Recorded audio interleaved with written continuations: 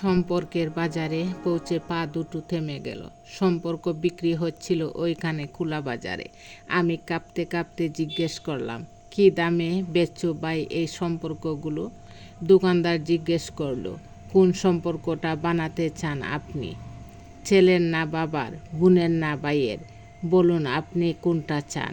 মানবতার না ভালোবাসার, মায়ের না বিশ্বাসের? বাবুজি কিছু তো বলুন, কোনটি নিতে চান?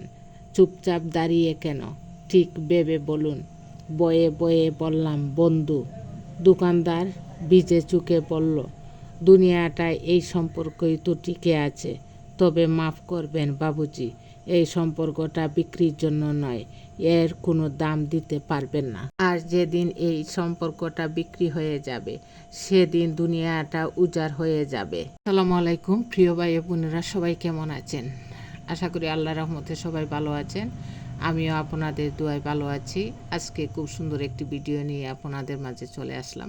আশা করি আমার এই ভিডিওটি সম্পূর্ণ দেখবেন এবং লাইক কমেন্টস ও শেয়ার করে আমার পাশে থাকবেন। কিছু কষ্ট আছে যার কোনো নাম নেই, ভেতরটা পুড়ে চারকার হয়ে যায় ঠিকই, কিন্তু বাহিরে কোনো আগুনের চিহ্ন থাকে না।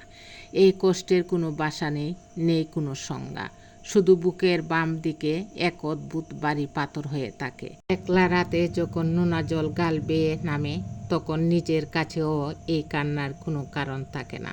দীর্ঘশ্বাসগুলোই এই কষ্টের একমাত্র পরিচয়, যা বাতাসের সাথে মিশে গিয়েও ফিরে ফিরে আসে। কিছু কত এমনই হয় যা সময়ের সাথে কমে না, বরং বেনামি এক বিষাদ হয়ে সারা জীবন সঙ্গে থাকে।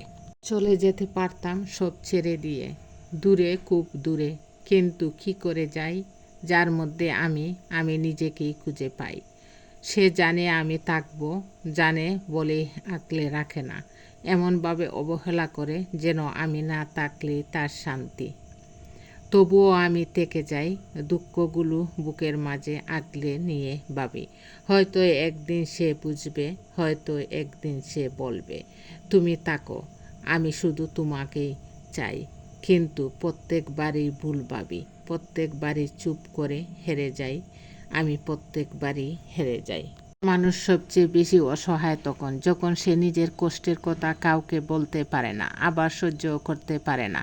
সবচেয়ে বড় ভুল হলো কাউকে খুব বেশি আপন ভেবে নেওয়া, কারণ মানুষ যখন বদলে যায় তখন সেই আপন বাবাটাই বুক ফেটে কান্নার কারণ হয়ে দাঁড়ায়।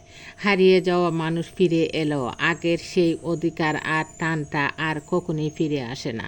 কিছু কত এমন হয় যা চোখে দেখা যায় না, কিন্তু তার যন্ত্রণা প্রতিটা নিঃশ্বাসে অনুভব করা যায়। ধন্যবাদ সবাইকে। আসসালামু আলাইকুম।